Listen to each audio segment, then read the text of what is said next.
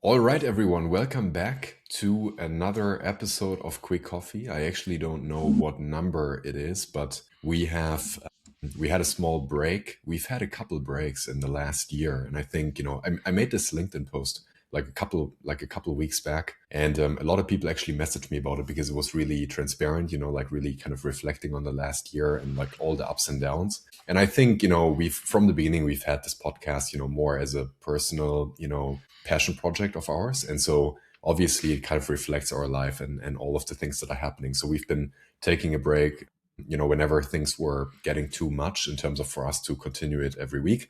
We are now going to start to do it every month. So we are going to basically do monthly sessions in which we just speak about it. And we feel like that's probably something that's quite doable. So I'm here with Felix as always. How are you?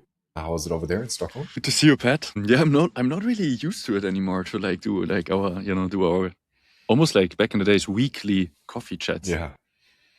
But no, as you said, right? Like also the way I look at it, it's like it's our personal journal. It's basically us having a coffee chat from time to time. I mean, we do have our chats anyways, but the whole idea of Quick Coffee was why don't we record some of the chats we're having to just like make these discussions and debates that we're having just public and like let others participate.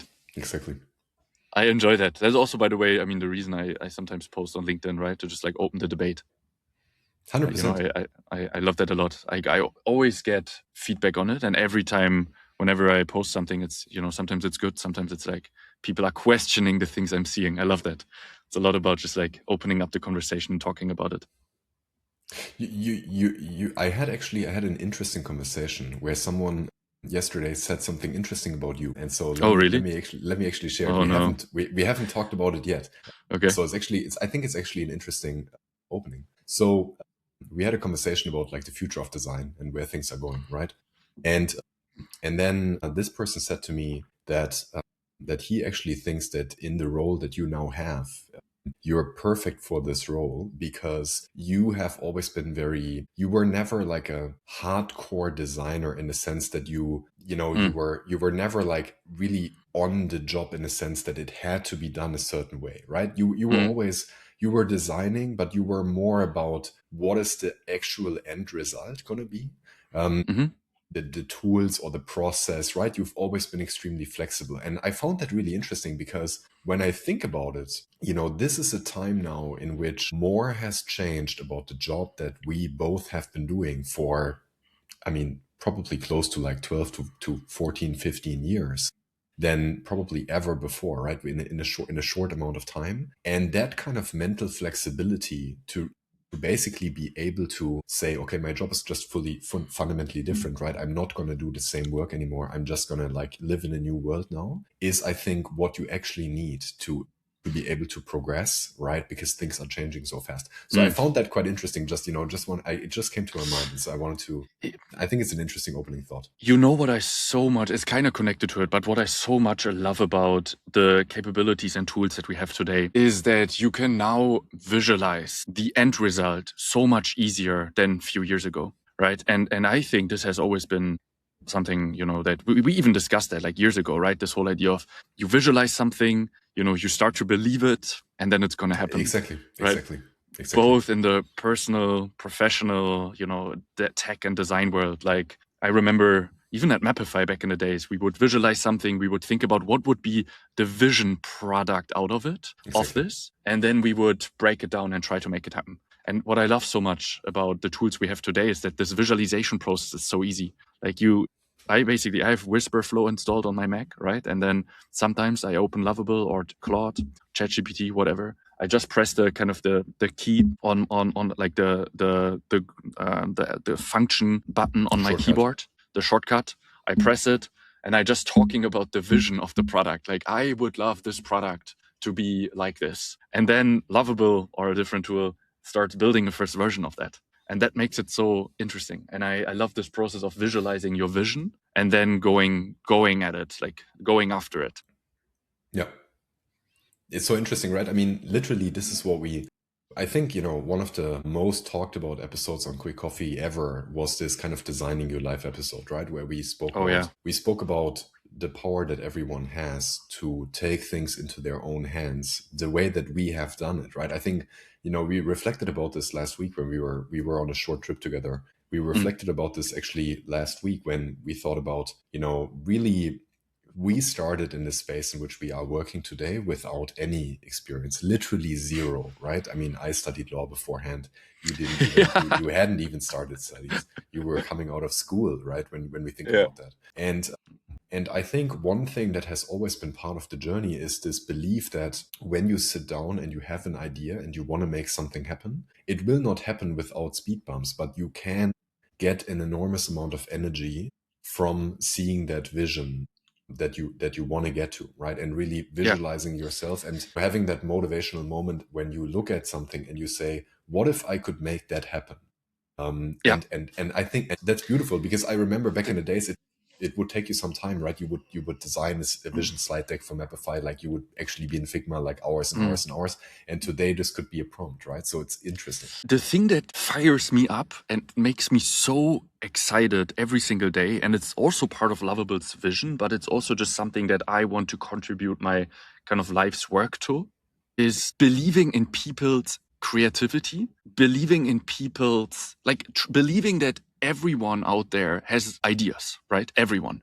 There's not a single person on the planet that doesn't have any ideas. Like, I don't believe that. I believe in people's creativity and the fact that I believe everyone has ideas, but there just has been so many limitations for so many people, right? Access to technology, kind of understanding what it takes to bring an idea to life. And if you would ask me, what is the one thing, I would dedicate my life to, I think that would be something where I would just love to double down on. And reason, parts of the reason I'm at Lovable is because I think we're trying to make that accessible to anyone, like helping you bring your ideas to life. But this idea of I remember even Steve Jobs thought about that a lot. Like, he always said he generally believes in people, in people's, the ability to create something. And I think the vision of that is just so beautiful. Like, if you think about, everyone out there, everyone having ideas, and you help them, you help create a tool that allows anyone to express themselves, to create something. I'm thinking about that so much, not only with Lovable, like even with other companies that I'm looking at. Like, it's such a deep vision, right? So like, yeah, and I actually think, while you talk about that, I actually think that the world of AI hasn't really done a great job at communicating that a lot to people, that this is the beautiful part of it. When I think about it, there's a lot of conversation about, obviously there are risks to AI and to the world that we are now, living in, right? And these are valid and serious.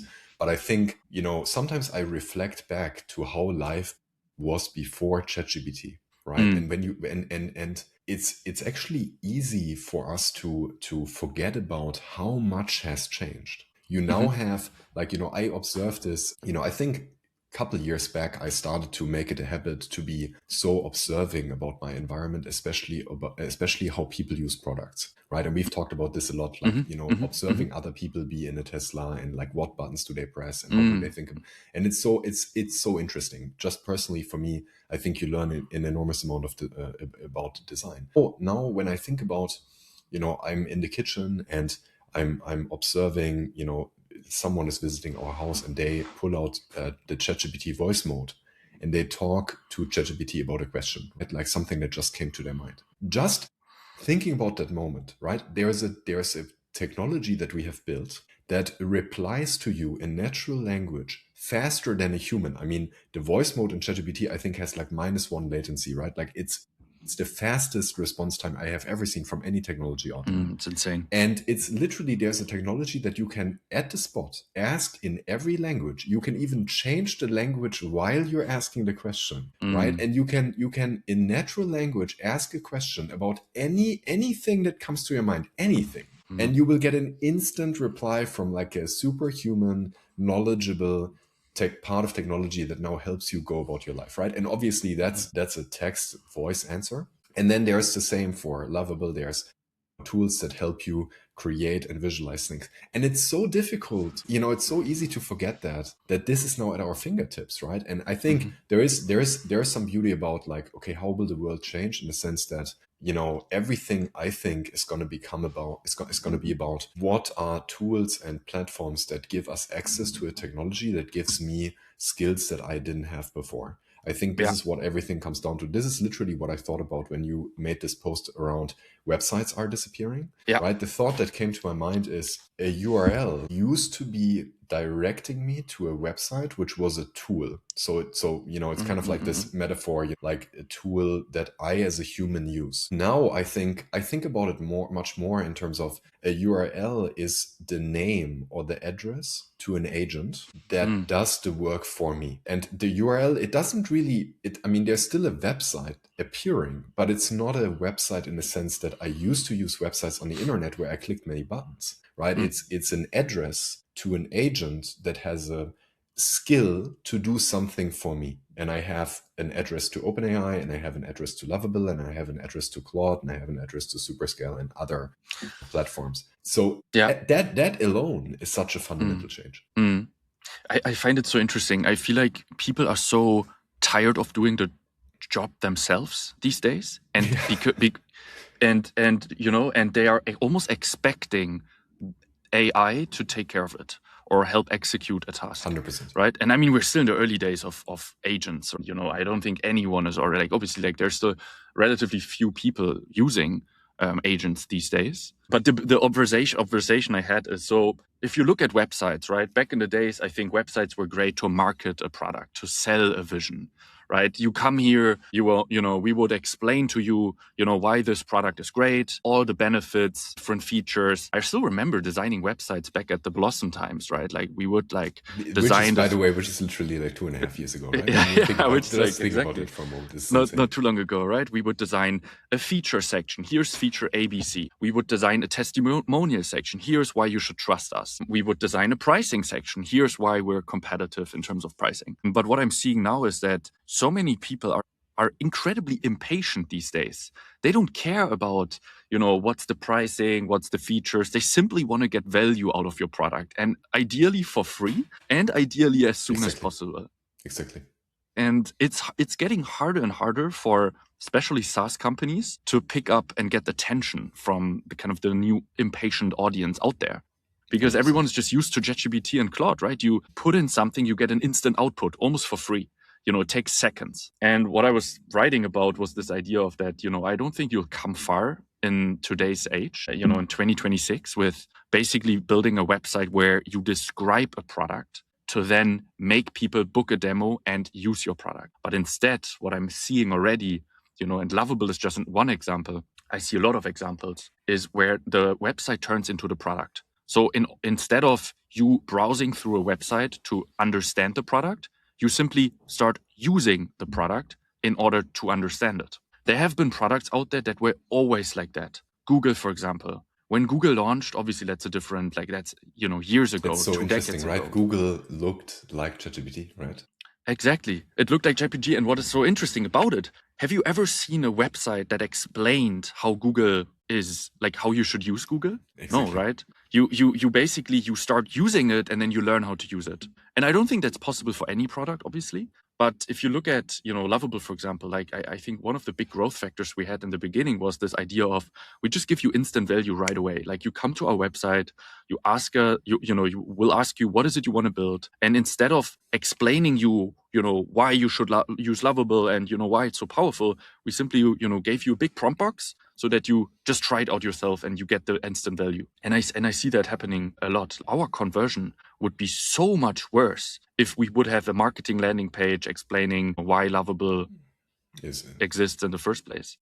I think that the reason why I think this is such a powerful thought is that I would even, like, talking about it, I would even take it one step further. I think that you don't use the product anymore in the sense that you used to use a product. Right? Using a product for me means you have to put a lot of effort and time in learning the buttons and the UI, and you have to invest time and effort to get something out of the product. And I think what actually happens, what drives this change, is that the usage is not a usage anymore in that sense. It's basically saying, what do you want? You just tell the product the outcome you want, and the product uses the product for you, right? Like literally, it's not that you go to Lovable and you have to write the code. You tell it, I want a website, right? Yeah. You don't even say, I want you to write code.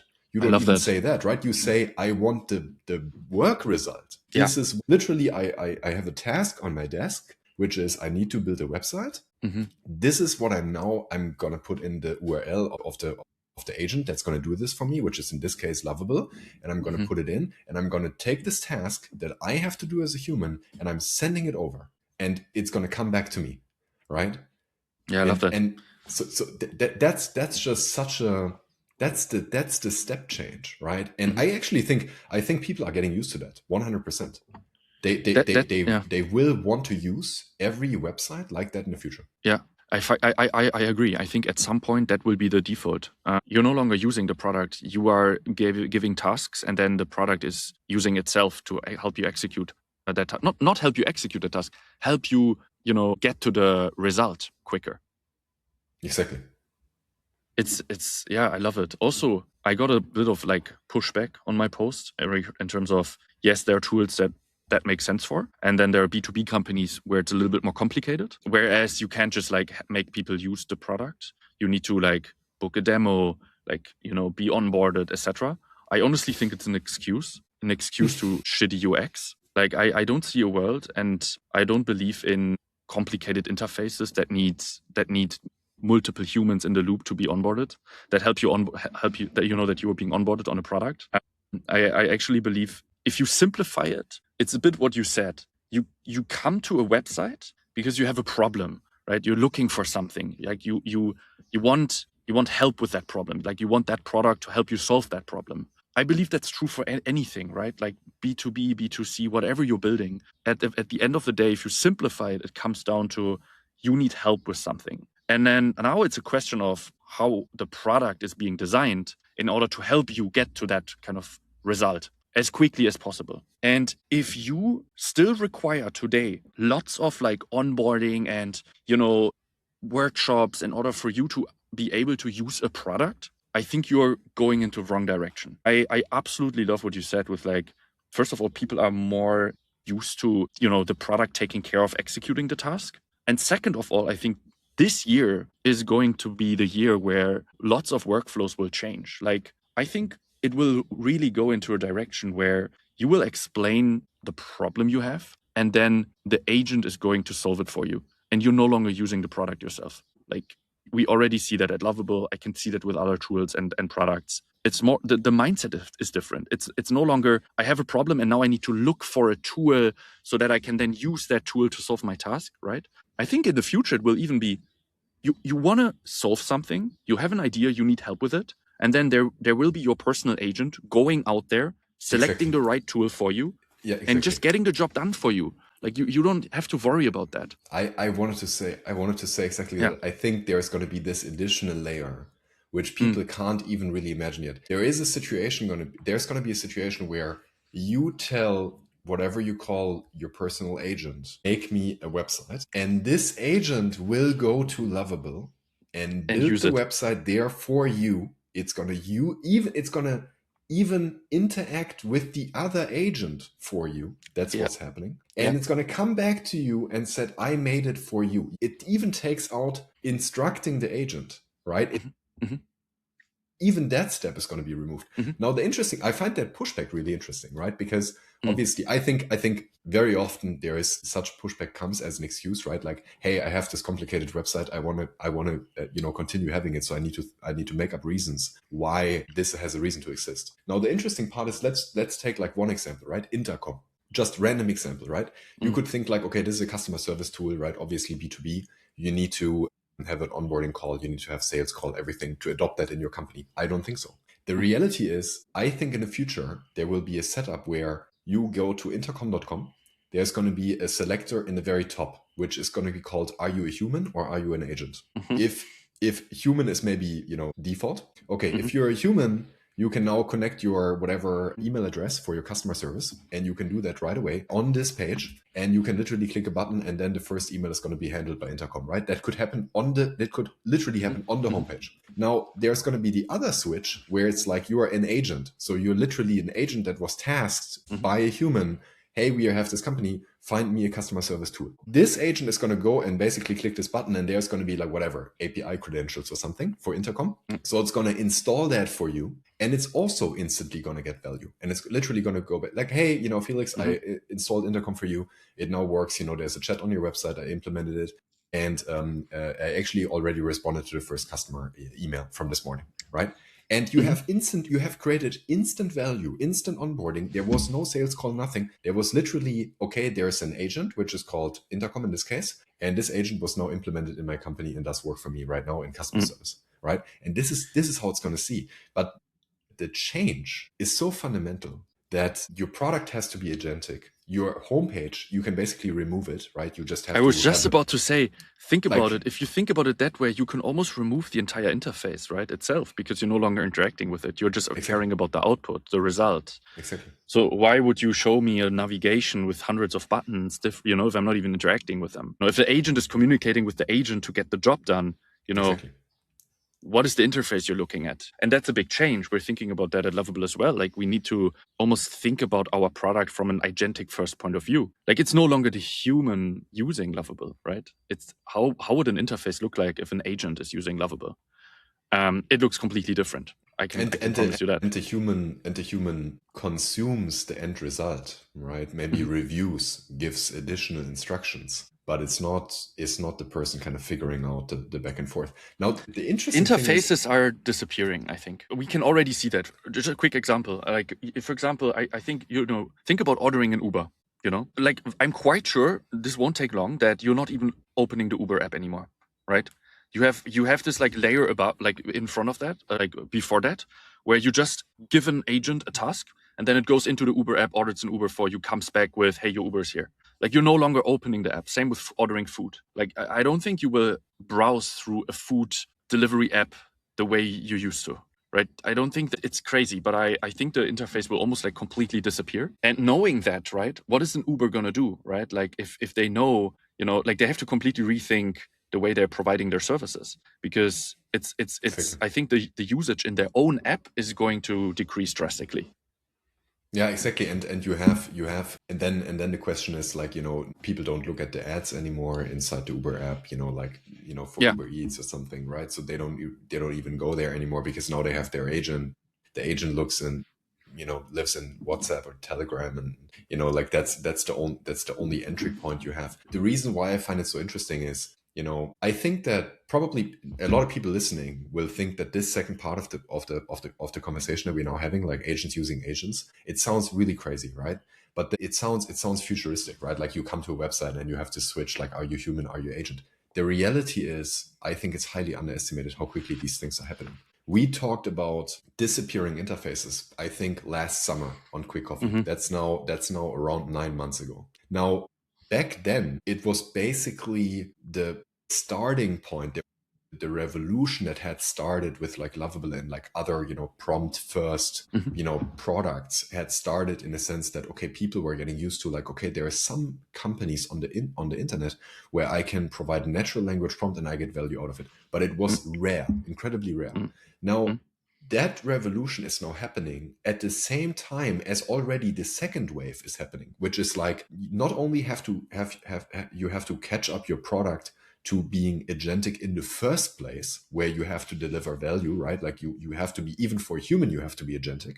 But now you have to take the second level, which is like, okay, there might not even be that human anymore, right? And it's and that's happening in over the course of a year, right? So I think the amount of products on the internet that are going to be feeling incredibly tedious to use for a human are going to be, it's a massive amount, and all of them have to be rebuilt from first principles in terms of like being agentic, right? Which is part of a big push that we've been doing at Superscale, which is already, we are seeing this. We've been working on this since the beginning of the year. So it's so crazy to see how quickly these changes are happening, and they make everything.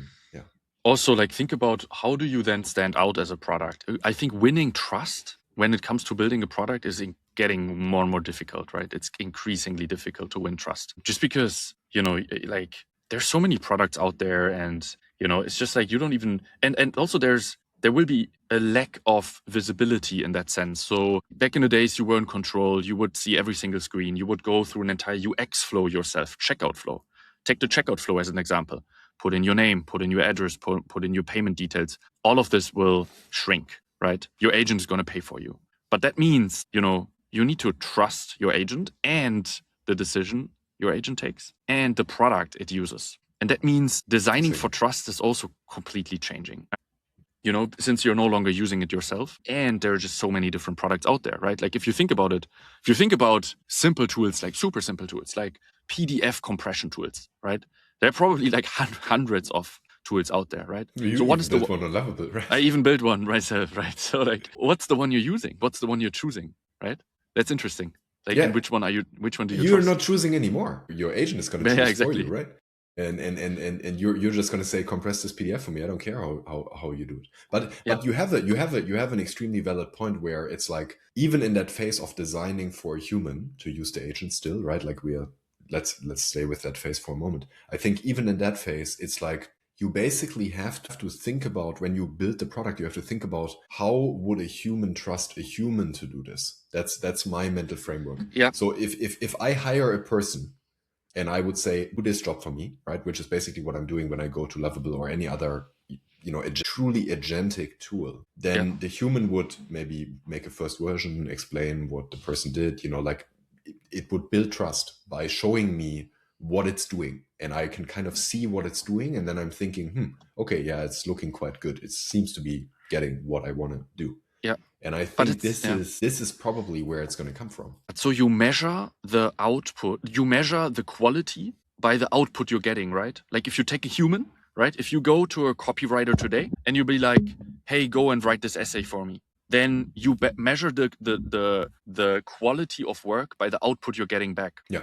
Right? And I think by seeing how the output was done, how it came to life. Right. I mean, a copywriter could be showing you, hey, I did this research for you, and I gathered some ideas, and you would have a feeling like, okay, this person invested like 2-3 hours in research and then wrote the copy, right? And I think this is now what I find interesting. If we take that to the second level, how will an agent evaluate the work of another agent? Yeah. So I think there's literally going to be an agent that you have that builds a website on Lovable. Now, how will this agent know that this website is as good as it could possibly be?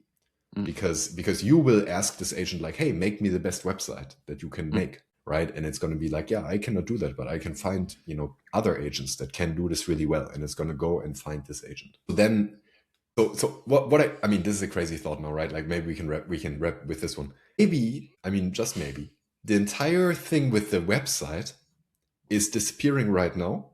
And it's then going to come back, stay with the thought for a moment, just because now you need to have a website that advertises to the other agents, right?